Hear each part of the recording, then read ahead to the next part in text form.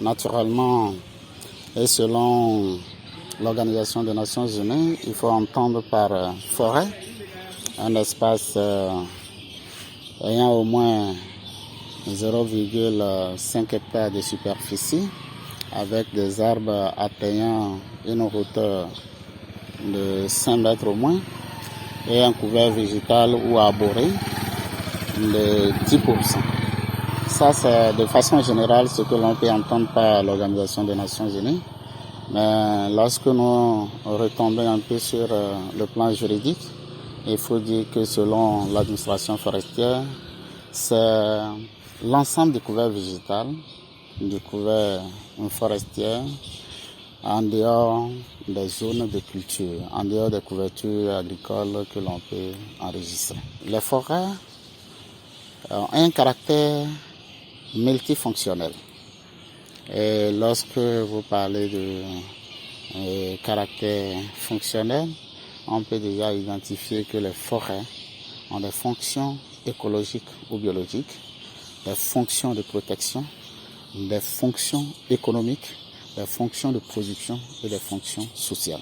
Spécifiquement, lorsque l'on parle de la Journée internationale des forêts, c'est pour informer nos communautés sur l'importance et le rôle des forêts et sur la nécessité de sa gestion durable pour le bien-être des générations actuelles et futures.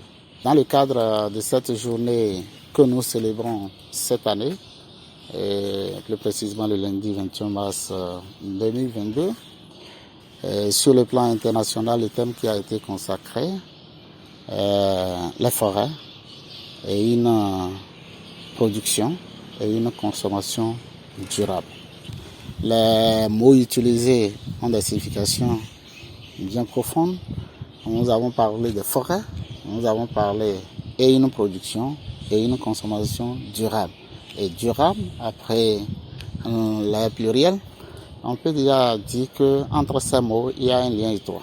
En termes d'état des lieux, il faut dire comme vous le connaissez, autant que nous sommes ici, que ce soit la population, les décideurs et nous tous observateurs ou les acteurs de développement, on peut déjà prendre conscience pour dire qu'il y a plusieurs facteurs qui impactent négativement l'état de nos forêts.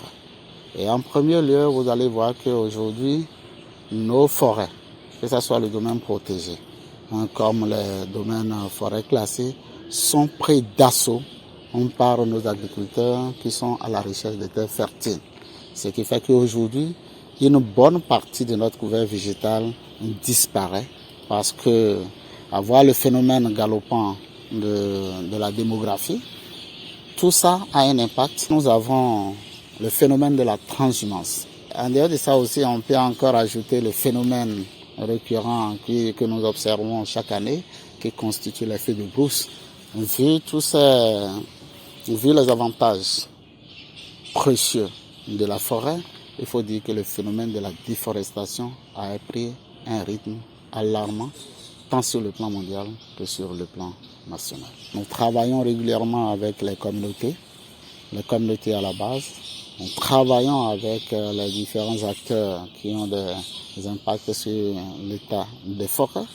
Et nous menons des actions d'une gestion durable pour que les ressources ne finissent pas.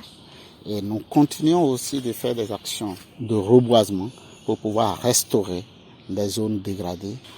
Les communautés doivent prendre cela à cœur et savoir que la forêt joue un grand rôle. La forêt est un patrimoine qui ne doit pas disparaître.